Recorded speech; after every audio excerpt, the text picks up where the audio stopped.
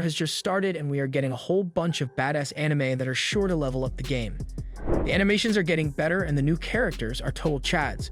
Let's get reincarnated as nerds and have a look at top anime where the heroes get a unique cheat after they die. Number 6, I am a spider, so what? Have you ever heard work so hard that even a spider starts taking notes? Yeah, we haven't, but our main protagonist here totally has. Kumo is a lonely introvert who gets bullied at school every day. She had no friends just like you. Until one day, a beam of lightning falls on the school, killing everyone in an instant. The next moment, Kumo finds herself reincarnated as a spider. Probably the worst reincarnations, right? But no, this is by far the strongest reincarnation you will ever see. Kumo finds out that she has some cheat leveling systems just like anime. She tries to get out of there. Her mother appears trying to kill her, but she barely manages to run away. After eating and devouring small monsters, she leveled up and evolved into the strongest being in the realm. Her pathetic past life urged her to never give up, so she managed to kill even the mightiest monsters. She took down a horde of mutant monkeys and even into the depths of lava, where she killed the lave beasts. The one thing standing between her and the outside world was Araba, who was 10 times stronger than her. She finally faced off with him after he had looked down on her. She was determined to defeat Araba and barely manages to kill it after having a life-threatening battle. She even kills her own mother, who was 10 times stronger than Araba. Pretty sick, right? She had finally reached the stage where the level 169 Queen Demon Lord couldn't kill her. After so many levels, she had even gotten immortality. It means that no way in hell you can kill her. War, fights, and killings of many monsters, she finally met her long-lost reincarnated friends. In the end, the final battle was with a robot. Pretty dumb, but it was a far stronger being. However, long story short, Kumo killed it with a little help from her allies. Since she couldn't be killed, the Demon Queen had no other option but to make her an ally in the end. She even attained her human form by the ability to lay eggs she got from her mother. Overall, this is one of the most powerful reincarnations you will ever see because you don't see children killing their mothers every day. Number 5, reincarnated as a sword. A 30-year-old man suddenly gets killed in a car accident at night. The second he wakes up, he finds himself reincarnated as a powerful, intelligent sword that can level up just like by breaking a crystal in each of the monsters found there. The sword has no name but has the ability to make decisions on its own. A group of low-level goblins arrive at night and try to pull the sword out, but all in vain. However, one of the goblins spits on the sword. It was at this moment they knew they fucked. The man reincarnated as a sword bursts out of the ground and slashes them in an instant. He levels up and goes looking for bigger monsters. He starts killing god-level monsters in the north, east, and west. He gains so much power that every monster feels like a drop in the ocean. He lands at a place but gets stuck and he can't use his magic as well due to the ground's magic barrier. A month later, a slave from the Black Cat tribe along with her masters passed by from there. The masters are cruel and mean toward the slaves. At night, a two-headed bear starts slashing and running after them. In the moment of dilemma, she finds the sword and the sword connects with her using her telepath skills. The girl's name is Fran while the sword has no name, so she starts calling it Shisho, meaning his master. The sword shares its unique skills with Fran. She pulls it out, gains the experience of a high-level swordsman, and the two pounce on the hungry bear like a hound, killing it in an instant. This is where the story of the two adventurers begins, jumping through the ranks from G-class all the way up to SS. Next to Shishao, Fran starts getting the attention she deserves, and it is now possible for her to complete the dreams of her parent. The dream is to be the first one to evolve from the Black Cat tribe. Since she is pure-hearted, Shishu offers her to make her more courageous and be alongside her to achieve her dreams as her sensei. The sword thinks that this was the purpose of the reincarnation. Shishu acts like an elder brother that everyone dreams of, standing through thick and thin. They quickly jump up the levels, going beyond everyone's wildest imaginations. At just level 12, she's assigned to a guild who are ready to take on a dungeon. They slash their way through the dungeon, killing the small pests, and finally reach the dungeon door. Frame goes in all alone alongside Shisho, and the rest of the guild is left behind. Inside, we see a tremendous upper demon who has the feats of a god entity. But there is also another goblin-type monster inside. The battle begins, and the upper demon is too powerful for Fran. Shisho and Fran had a hard time defeating him. However, Fran is persistent as she won't let anyone die ever again and goes all out on the demon. The demon is also shocked to see such mana and power at such a low level. He tries to take away Fran's power, but surprise, surprise, the power belongs to Shisho. It comes to the revelation that the dungeon and the monsters inside it will be destroyed if they defeat the dungeon master. So instead of the demon, they go for the master. Shisho shoots at the demon, aiming for his crystal, but it stops him. Shishu goes berserker and releases all of his mana, piercing through the crystal. Finally, they were able to defeat the demon. Afterward, they are confronted by a blue cat, the worst rivals of the Black Cat tribe. Fran is scared to death as she sees a blue cat in front of her. They have been killing the Black Cat tribe people for decades, and Fran starts shivering. But then Shishao remembers that she is not an ugly, pathetic lesser anymore. Fran develops a badass mindset, kills the blue cat, and rips his head off. Overall, it's surely an anime that you should put on your list of watch later. Number 4, The Finest Assassin. Lu, a world-renowned assassin working for an undercover association, is suddenly reincarnated into another by the goddess.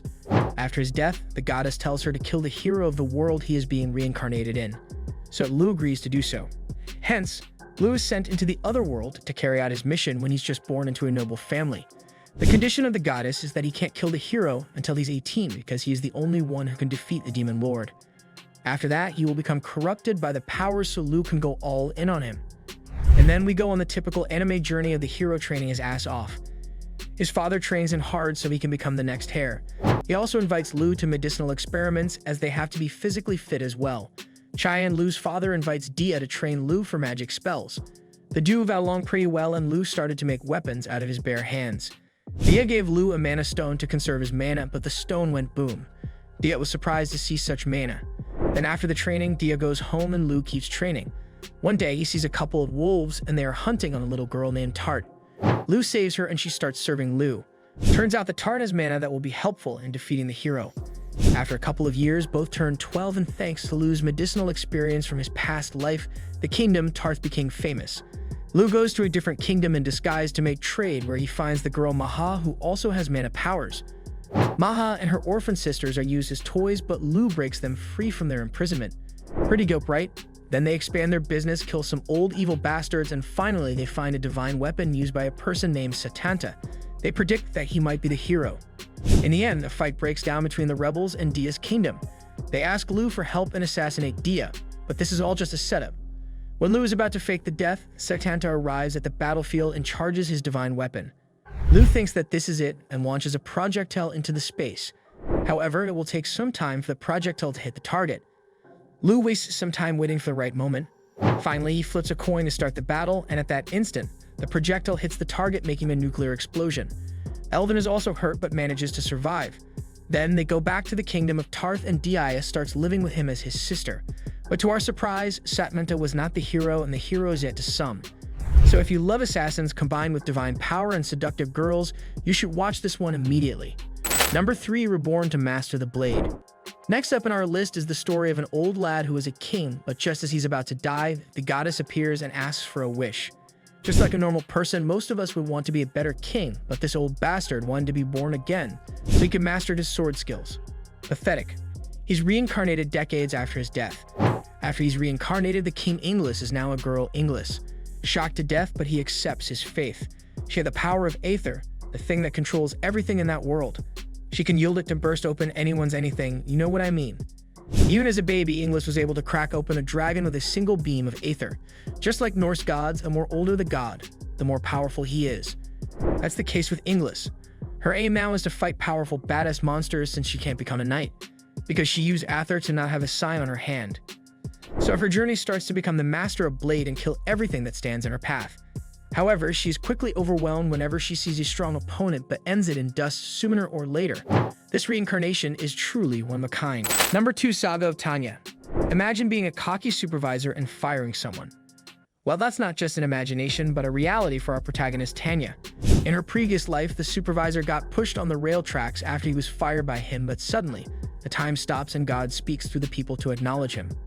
Well, our protagonist has no interest in submitting and calls it X, so, as a punishment, she is reincarnated as Tanya to get her ass kicked in a war filled with magic. However, she still doesn't quit and uses her magic powers to her advantage in the war, combining weapons with mana. In no time, she ranked the upper ranks with ease and made her own unit 203rd that had flying gears and could infiltrate into the battlefield with ease. She also got some medals along the way, but the being X is still persistent, so she can submit to it.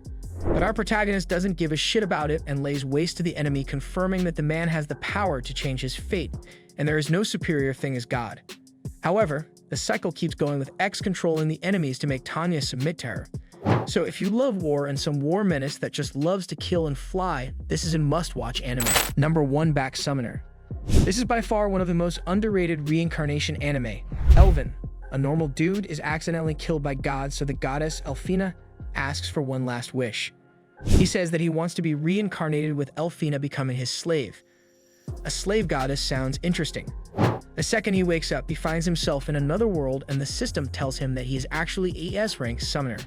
Summoners are rare in this world, so Elvin heads to the nearby village. There he gets to know about the ranking, and using his concealment skill, he sides his op skills. The first quest is to kill some slimes. Kelvin goes to defeat the slimes but finds it pretty hard.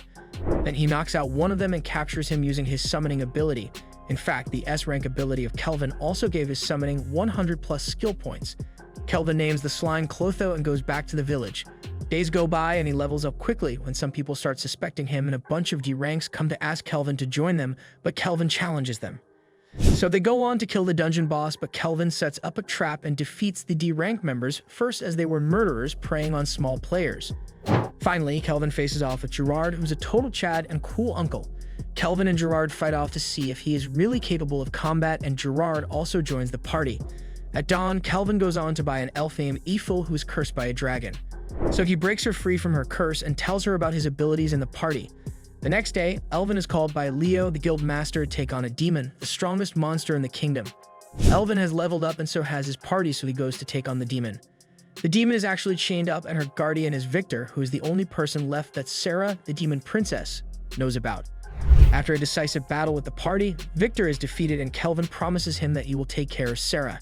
So Sarah goes with them, and she is delighted to see the outside world after a long time.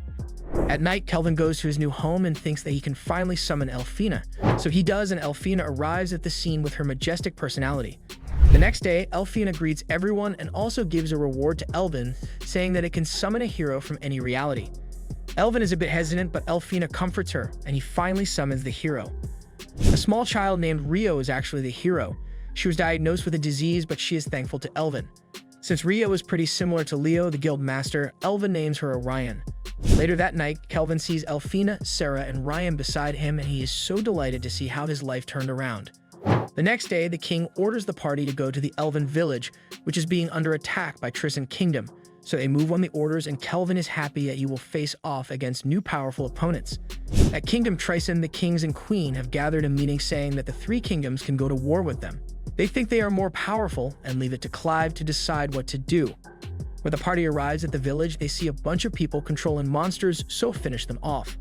The leader gets to know about it, and he's confronted by Elfina and Ryan. The leader quickly summons a S-ranked giant golem. Elfina tells Ryan to take it on alone. Ryan, along with Alex, the wolf Kelvin tamed, go all out on the monster, and after their might blow, the golem is defeated. But just at the last moment, the monster shows its true form, transforming into like Hade. But Ryan and Alex take it down as well, while Kelvin is confronted by Clive from Kingdom Tristan. The two fight off in a decisive battle. But in the end, Clive uses his special move, while Elvin pulls out a new bigger staff and knocks out Clive while cutting off his two legs. Just as he's about to take his life, another king arrives and saves Clive. Finally, Kelvin throws a party along with the elves, and he is so happy to see how far he has come. The party members also come and tell Kelvin that he has passed the S-rank test, and now he can fight with the other S-rank heroes. With a sinister smile, Kelvin feels good being a badass. So that concludes our list of top 6 reincarnation anime out there. Some other honorable mentions are the time I got reincarnated as a slime, while the other is not a reincarnation, but is a bit alike, the most notorious and well-known solo leveling. By the way, what does make reincarnation anime so good? Is it the animations, the characters, or the plot? Let us know in the comments, and we will catch you up in the next video. Until then, peace out.